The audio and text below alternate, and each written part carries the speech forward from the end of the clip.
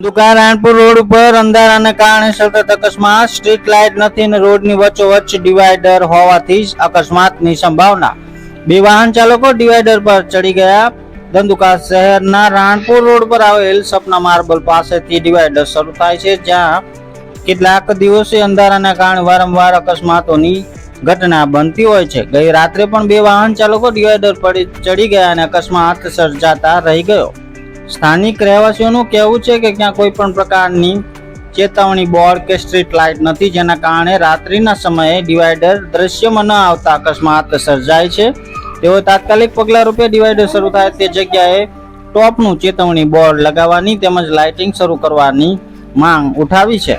સ્થાનિકોની માંગ છે કે વહેલી તકે સ્ટ્રીટ લાઇટ લગાવવામાં નહીં આવે તો આવા અકસ્માતો સર્જાઈ શકશે.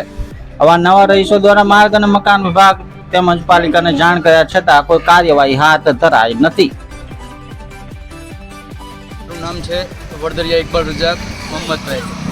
હવે સમસ્યા છે અમારે રાણપુર રોડની, જ્યાં 2 વે રોડ છે ત્યાંથી 4 લાઇન રોડ થાય છે, વચ્ચે ડિવાઈડર છે, ત્યાં કોઈ સ્ટોપ લાઇટ કે સ્ટ્રીટ લાઇટ છે નહીં અને એક્સિડન્ટ દર અઠવાડિયામાં અંદાજે 2 થી 3 એક્સિડન્ટ થાય છે.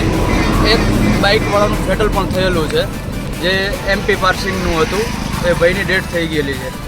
એને ટાઈમ થયો એપ્રોક્સલી 2 મહિના આજુબાજુ, અને રોજ એક્સિડન્ટ થવાનો ભય રહે છે. અહીંયા બાજુમાંથી અમારે નીકળવું હોય તો એમને ડર રહે છે કે કોઈ ગાડી એક્સિડન્ટ વચ્ચે થશે તો ત્યાં આગળ એક સ્ટોપ લાઇટ લગાવવી દે નગરપાલિકા અમને, અને સ્ટ્રીટ લાઇટ નાખી દે તો અમે આભાર વ્યક્ત કરશું. દિનેશભાઈ ભવાનભાઈ, ગામ દેવળિયા. ધંધુકા હું જતો હતો અને ડિવાઈડર લાઇટ દેખાણું નહીં મારે, એટલે ગાડી મારી ચડી જઈ ઉપર અને ભાંગી હતી.